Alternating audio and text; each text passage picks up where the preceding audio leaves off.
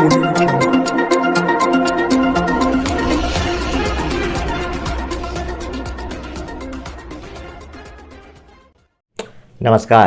Asansol times में आपका स्वागत है। मैं बापी बनर्जी अपने सहयोगी ब्रजेश सिराही अंसारी के साथ एक बार फिर से आपके सामने आसनसोल नगर निगम चुनाव के एक और प्रत्याशी को लेकर हाजिर हैं।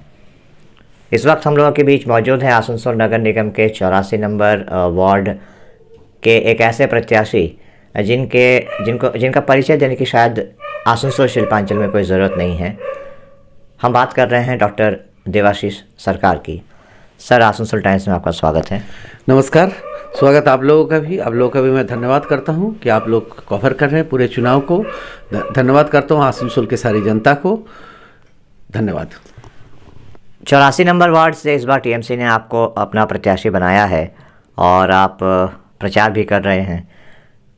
क्या रिस्पांस मिल रहा है और इस वार्ड से क्या उम्मीदें हैं आपको? ऐसा देखिए, जो रिस्पांस हमें प्रचार के दरमियान मिल रहा है, आप लोग की इजाज़त के साथ मैं थोड़ा सा मास्क को नीचे कर ले रहा हूं। हालांकि मास्क अभी बिल्कुल पहने रहना चाहिए। मैं सबसे यही रिक्वेस्ट करूंगा कि आप लोग मास्क पहने रहिए। कोरोना का खतरा तो बिल्कुल है, लेकिन मास्क पहनने से खतरा काफ़ी कम हो जाता है। आप लोग कृपया मास्क को पहनिए। प्रचार के दरमियान देखिएगा, हम मास्क पहन के प्रचार कर रहे हैं, हमारे साथी सहयोगी लोग भी मास्क पहन के ही प्रचार कर रहे हैं।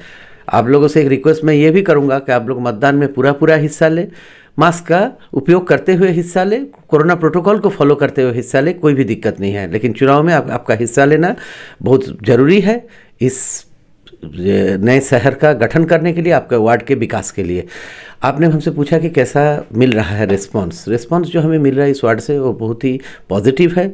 लोग काफ़ी संख्या में हमारे साथ जुट रहे हैं, क्योंकि पिछले 15 सालों से इस वार्ड में टीएमसी का पार्षद नहीं है, जिसके कारण वार्ड का विकास पूरी तरह रुक चुका है।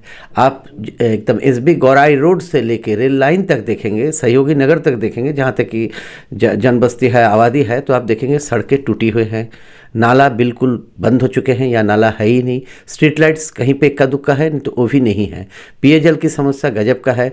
माँ बहनें देखिएगा 300-400 मीटर दूर से पानी लाने को मजबूर हो रहे हैं। तो ये वार्ड की स्थिति है, इसके लिए रिस्पॉन्स हमें बहुत पॉजिटिव मिल रहा है। दूसरा देखिए, एक टीएमसी प्रत्याशी के रूप में सबसे बड़ा फ़ायदा जो हमें मिल रहा है वो है हमारी सरकार की पिछले 11 साल की उपलब्धियाँ, पिछले 11 साल के काम जो जनता के बीच में हमारे माननीय मुख्यमंत्री ममता दीदी ने और उनके टीम ने किया है, जो माननीय अभिषेक बंदोपाध्याय और उनके टीम ने किया है, और जो खास करके इस शहर में माननीय मलय घटक मंत्री माननीय मलय घटक ने किया है। सोचिए, शहर के लिए आसनसोल में पहला यूनिवर्सिटी, जो कि हम लोग कभी सोचते नहीं थे कि यूनिवर्सिटी, सदर अस्पताल जो हम लोग को एसडी हॉस्पिटल के नाम पे या एमएलए हॉस्पिटल के नाम से लोग जानते थे, वो आज डिस्ट्रिक्ट हॉस्पिटल में तब्दील हो चुकी है। देखिए, उसको क्या बोला जाता था, एसडी हॉस्पिटल मतलब श्योर डेथ हॉस्पिटल। आज वो एक सुपर स्पेशलिटी हॉस्पिटल बन चुकी है, जिसमें डीएनबी की तक पढ़ाई हो रही है। तो इससे पता चलता है हम लोग कितने आगे निकल चुके हैं इस शहर के मामले में और इस वार्ड में। लेकिन 84 नंबर वार्ड एक अजीबो गरीब स्थिति वहाँ पे है, क्योंकि हम वहाँ पे कभी जीत नहीं पाए हैं। तो लोगों में भारी उत्साह है, लोग चाहते हैं कि इस बार टीएमसी को आशीर्वाद करे और वो इस बार वोट में हम लोग का पार्षद बने वहाँ से। आपने कहा कि 84 नंबर वार्ड में टीएमसी इससे पहले कभी जीत नहीं सकी है, तो और विकास में आपने कहा कि वंचित रहा ये वार्ड।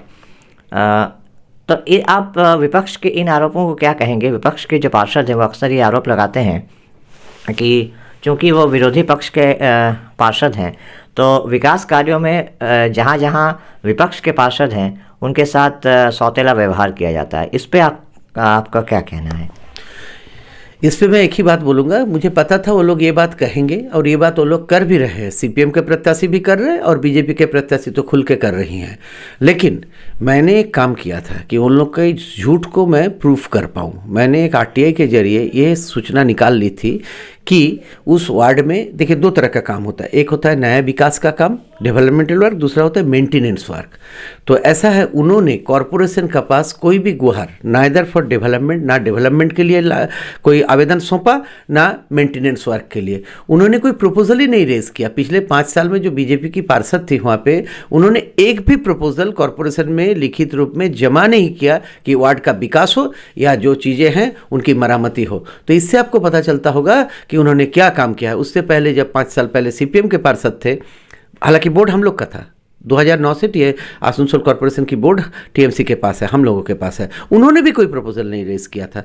तो ये सब झूठी मनगढ़ी बातें हैं कि विकास में रुकावट डाल रही है। हमारी सरकार पूरे बंगाल में विकास की लहर एक तरह से बह रही है। देखिए ऐसा है, हमारे वार्ड में जब हम जा रहे हैं 100 में से तकरीबन 100 घरों में हमको पता चल रहा है कि किसी न किसी जो 74 महत्वाकांक्षी परियोजनाएं हमारे माननीय मुख्यमंत्री चला रही हैं जनता के कल्याण के लिए, उसमें किसी ने शिशु साथी तो किसी ने स्वास्थ्य साथी तो किसी ने कन्या साथी, कुछ ना कुछ सबुज साथी उनको मिला है। तो एक तरह से सोचिए हर एक परिवार जुड़ा हुआ है हमारे पार्टी से। आज टीएमसी एक तरह से पूरे बंगाल में आप देखिएगा तो एक तरह से एक परिवार का हिस्सा के रूप में लोग देख रहे हैं टीएमसी को। आपने कहा कि कोई प्रपोजल तक नहीं दिया गया था और यहाँ के जो पार्षद हैं वो यहाँ के विकास कार्य को लेकर उनको कोई लेना देना नहीं है या सरोकार ही नहीं है। तो जब आप अब जा रहे हैं तो आपको क्या लगता है कि यहाँ की जनता क्या आपको इस बार के चुनाव में सपोर्ट करेगी? और रही बात पूरे आसनसोल शिल्पांचल की, पूरे आसनसोल नगर निगम की, तो पूरे आसनसोल नगर निगम में टीएमसी के संभावनाओं का किस तरह से देखते हैं?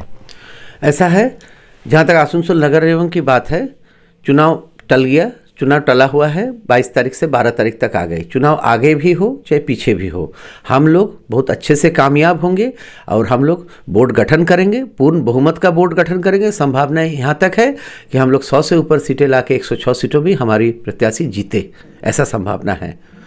और जहाँ तक मेरी संभावना है उस सीट से जनता बिल्कुल मुझे आशीर्वाद कर रही है। दीदी का काम को देखते हुए, लक्ष्मी भंडार को देखते हुए जनता भरपूर आशीर्वाद मुझे करेगी और मैं इस वार्ड से कामयाब हूँगा और मैं उस वार्ड से टीएमसी पार्षद के रूप में जीतूँगा। इस बारे में मैं 100% श्योर हूँ, क्योंकि जनता का जो रुझान मुझे मिल रहा है उससे समझ में आ रहा है किसकी बनने वाली है। और आप एक राजनेता के साथ साथ टीएमसी प्रत्याशी के साथ साथ आप एक प्रख्यात चिकित्सक भी हैं। तो अभी कोरोना का संक्रमण काल चल रहा है, तो ऐसे में आप लोगों को क्या कहना चाहेंगे? और ख़ास करके जो कोरोना पाबंदियों के बीच आप लोगों को प्रचार करना पड़ रहा है, तो कितनी दुश्वारियां आ रही हैं, कितनी मुश्किलात आ रही हैं? देखिए, मुश्किलात ये आ रही हैं कि कोरोना के बीच में वोट है, लेकिन ऐसा है कि कोरोना तो तुरंत चला नहीं जाएगा, लेकिन वोट एक डेमोक्रेसी का, लोकतंत्र का एक इंटीग्रल पार्ट है, उसके बिना आपका चल नहीं सकता है। आप एक चीज़ देखिए कि कॉरपोरेशन चुनाव बहुत ज़रूरी था, तो तभी राज्य सरकार इस चुनाव को करवा रही है, क्योंकि लोगों की जो आम ज़रूरत है, रोज़मर्रा की ज़रूरत है, उसको पूरा करने के लिए कॉरपोरेशन चाहिए। कॉरपोरेशन के बिना, काउंसिलर के बिना वो चीज़ें पूरा नहीं हो सकेगी। तो लेकिन मैं इतना बोलूँगा लोगों से, जैसा मैंने पहले भी अपील किया आपसे, आपके चैनल के द्वारा लोगों से रिक्वेस्ट किया कि देखिए कोरोना है, लेकिन कोरोना बिल्कुल कोई इससे डरने की बात नहीं है। कोरोना प्रोटोकॉल को केवल फॉलो कीजिए, लेकिन लोकतंत्र का इस परंपरा में आप जरूर शामिल होइए, काहे कि आपका एक वोट आपका भविष्य बनाएगी। काहे कि एक गलत वोट एक भविष्य को खराब करेगी, जैसा कि 15 साल तक इस वार्ड के साथ होते आ रहा है, कोई भी विकास नहीं हो रहा है। देखिए, एक चीज़ तो तय है कि बोर्ड हमारी बननी है, तो अगर विपक्ष यहाँ पे कुछ अच्छा करते हैं तो लोग फिर बोलेंगे कि हमें काम नहीं करने दिया गया, या कोई आपके घर घर जाके हाथ पैर पकड़ के बोलेंगे मैं तो बच्ची हूँ, मुझे जानकारी नहीं थी, जैसा कि एक प्रत्याशी बोल रही हैं, भाजपा प्रत्याशी, कि मेरे से गलती हो गई। तो गलती लोकतंत्र में आपने जनता के साथ किया, तो इसका जवाब जनता को देना पड़ेगा कि आपने क्यों जनता के साथ खिलवाड़ किया, और उस पार्टी को जवाब देना पड़ेगा कि उसने क्यों ऐसा प्रत्याशी को फील्ड किया जिसके पास अनुभव नहीं था। चलिए, थैंक यू सर। तो ये थे डॉक्टर देवाशीष सरकार। बेबाक अंदाज में उन्होंने बात की। इनका कहना है कि इस बार ये पूरी तरह से निश्चिंत हैं कि 84 नंबर वार्ड की जनता इस बार वो गलती नहीं करेगी जो पिछले 2 बार से उन्होंने वो की है, और इस बार टीएमसी को ही यहाँ से जीत मिलेगी। और पूरे प्रदेश के साथ साथ पूरे शिल्पांचल में ममता बनर्जी सरकार ने जो जन कल्याणकारी योजनाएं चलाई हैं, उनका लाभ भी अब इन चुनावों के बाद यहाँ की जनता को भी मिलेगा।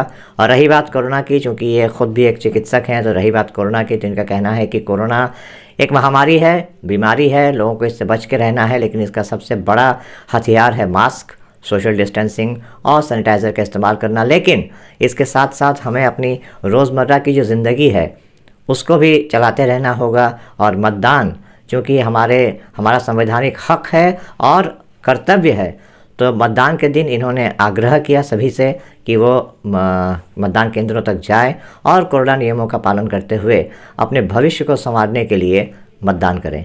सर, आसनसोल टाइम्स से बात करने के लिए आपका बहुत बहुत धन्यवाद। धन्यवाद आप सभी को, नमस्कार। आपको आने वाले चुनाव की शुभकामनाएं और एक बार फिर से आपका धन्यवाद। Thank you so much. तो ये थे डॉक्टर देवाशीष सरकार। हमारे साथ बने रहिए, आसनसोल टाइम्स के साथ बने रहिए। हम ऐसे ही आपको और भी प्रत्याशियों से रूबरू करवाते रहेंगे। अभी के लिए मुझे बापी बनर्जी अपने सहयोगी ब्रजेश इलाही अंसारी के साथ दीजिए इजाज़त। नमस्कार।